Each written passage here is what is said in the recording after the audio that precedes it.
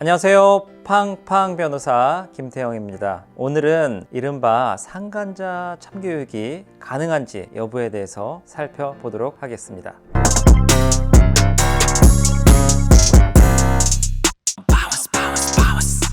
여러분, 만약에 불륜 행위를 발견하고 나면은 상간자를 찾아가서 혼내주고 싶죠. 불륜을 저지른 상대방 직장에 가서 난동을 피우면서 불륜 사실을 만천에 알리고 싶기도 하고, 그 사람을 한 대 때려주거나 협박하거나 아니면 상해를 가하고 싶은 생각도 들 수도 있을 겁니다. 심지어 어떤 경우에는 살인까지 하는 경우도 본 적이 있습니다. 은근히 칼 맞고 응급실 오는 불륜 남녀 많음. 보통 이런 경우 원한이 깊어서 한두 번 찌르는 게 아니라 8방, 12방 이렇게 자상이 나니까 살아도 평생 응가 주머니 차거나 장애 얻음.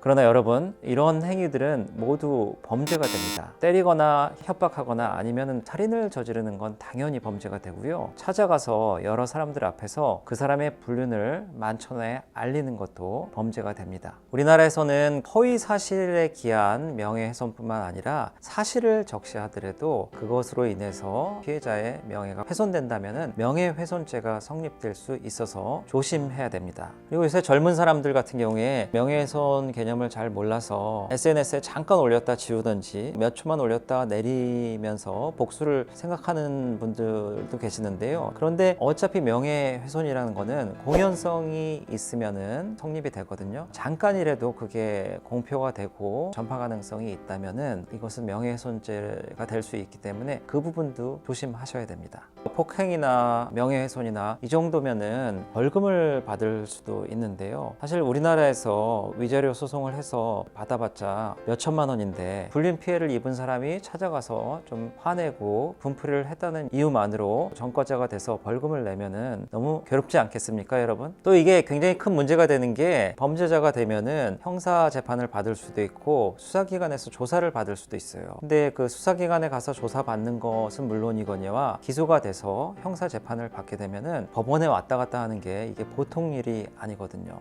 왜 바람을 핀 사람이 잘못한 건데 그 사람은 간통죄가 없어져서 처벌도 안 받고 불륜 피해자는 난데 해코지를 한다는 이유만으로 내가 범죄자가 되는 게 굉장히 문제가 되지 않겠습니까? 그리고 또 하나는, 요즘에 보면은 제가 사건을 많이 하다 보니까 불륜을 저지른 사람들이 이런 상황을 좀 이용하는 것 같아요. 그 불륜을 저지른 사람들이 불륜 피해자가 찾아왔을 때 자극을 하는 거예요. 당신 남편이 나를 먼저 꼬셨다. 그리고 네가 제대로 간수를 못하니까 이렇게 나랑 바람 피는 거 아니냐. 당신 잘했으면 당신 부인이 그렇게 안 됐을 거 아니냐. 그러면서 불륜 피해자를 계속 자극하게 되는데, 거기에 넘어가시면 안 됩니다. 요즘 그런 걸 자극을 해서 오히려 그 사람을 범죄자로 만들고, 일단 수사기관에서 조사를 받든지 형사재판을 받든지 피해자와 합의가 굉장히 중요해지거든요. 그러니까 오히려 불륜을 저지른 사람들이 피해자가 돼서 합의라는 협상 카드를 얻게 되는 상황을 만들기 때문에 되어 찾아가서 이렇게 본인이 범죄자가 될 수 있는 위험한 상황을 만들지 않는 것이 좋습니다. 그러면은 어떤 방식으로 상간자에게 내가 범죄자가 되지 않으면서 참교육을 할 수 있을까요? 제가 생각하는 방법은, 폭행이나 협박, 상해, 살인 당연히 안 되고요. 이건 너무나 큰 범죄이기 때문에 명예훼손을 피해갈 수 있는 방법은, 어떤 사실을 그 사람한테 적시를 하는데 전파 가능성이 없는 사람한테 그 사실을 알려주는 거예요. 불륜 상대방의 가족, 예를 들면은 불륜 상대방의 배우자나 아니면 부모님, 심지어 자녀한테까지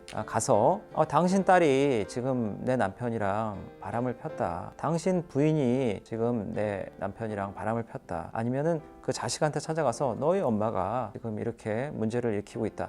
이런 정도 얘기를 하면은 불륜을 저지른 그 사실이 창피해서 그 가족들이 불륜을 저질렀다는 부분을 다른 사람한테 전파할 가능성은 없거든요. 상대방으로 하여금 수심을 느끼게 하면서 명예훼손죄로는 처벌 안 받을 수도 있어요. 제가 실제로 했던 사건인데요. 어떤 여성분이 있었습니다. 근데 그 여성분은 자기 남편과 불륜녀의 외도로 인해서 굉장히 상처를 많이 받고 결국은 이혼을 하게 됐는데요. 나중에 알고 보니까 그 불륜녀가 결혼을 하는 소식을 듣게 됐습니다. 너무 화가 나죠. 자기는 그 여자 때문에 이혼녀가 됐고 가정이 풍비박산이 됐고 상처를 많이 받았는데, 자기 남편도 아닌 또 새 사람을 만나서 바로 그렇게 또 행복한 순간을 맞이하니까 너무 화가 났고 이성을 잃어갖고 결혼식장을 어떻게 수소문해서 찾아가서 거기다가 위자료 소송했을 때 모았던 증거들, 남편과 불륜녀와의 카톡 내역 그리고 사진들, 이런 걸 다 뿌린 거예요. 결혼할 남자한테도 이 여자 때문에 내가 이 지경이 됐고 이 여자가 바로 우리 가정을 파탄낸 불륜녀다. 그리고 시부모가 될 사람한테도 그걸 얘기하면서 다 뿌린 거예요.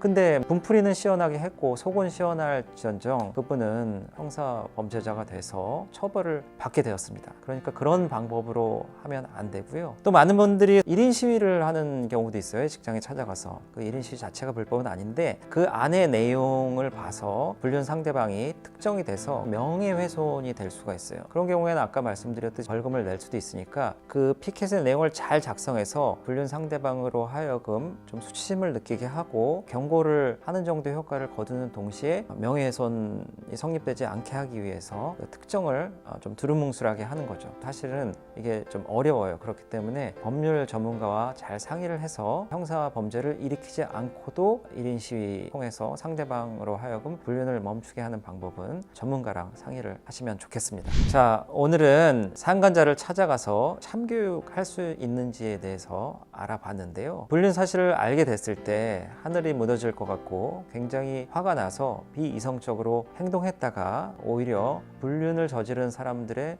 먹잇감이 될 수도 있으니까 꼭 차분하게 대처하셔야 되고요. 준비가 안 되신다면 저처럼 법률 전문가를 찾아와서 범죄자가 되지 않으면서도 참교육할 수 있는 방법을 상의해 보시면 좋겠습니다.